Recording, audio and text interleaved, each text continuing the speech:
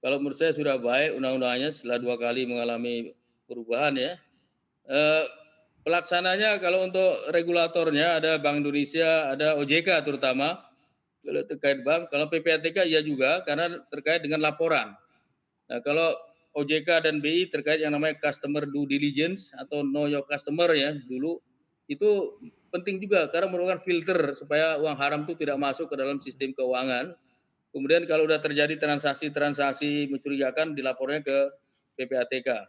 Mmm, Memang ada beberapa ketentuan yang harus diperbaiki dalam rangka meningkatkan, eee, kualitas ya pelaksanaan rezim ini. Ada pelaksanaan juga harus diperbaiki. Misalnya kami menganggap, eee, tindak lanjut dari penegak hukum masih belum optimal, bahkan kita sebut minimal ya, belum banyak, itu masalah di Indonesia. Yang kedua, mmm, reporting parties pihak pelapor tidak semuanya rajin melapor.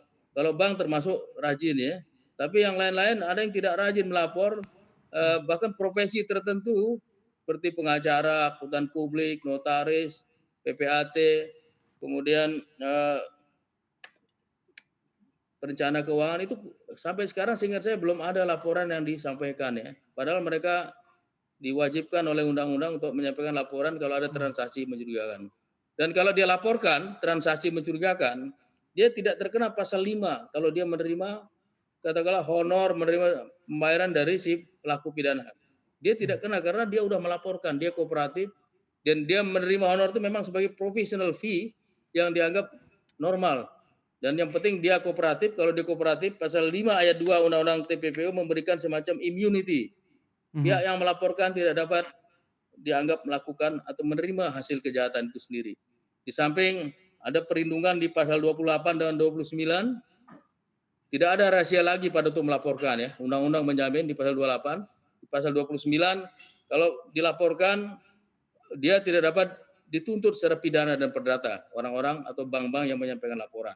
Nah, Baik. pelaporan ini juga yang menurut saya perlu ditingkatkan selain peningkatan dari follow up para penegak hukum di dalam melakukan penyelidikan dan penyidikan, itu yang perlu ditingkatkan.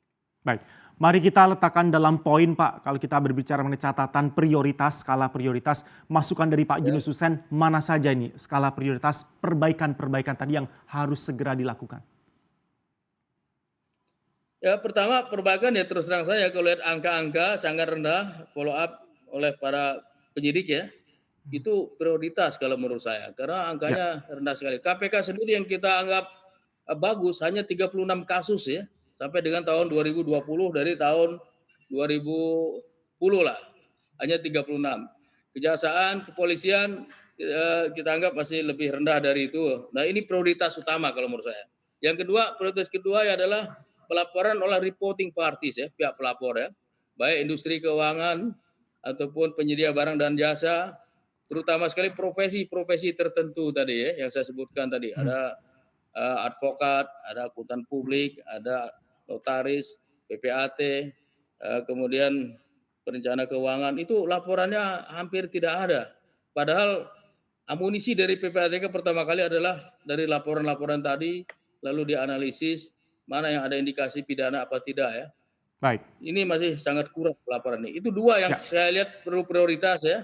Yang ketiga ya kerjasama tetap perlu di dalam dan luar negeri, mutual legal system dengan luar negeri harus kita perbanyak, itu masih kurang juga.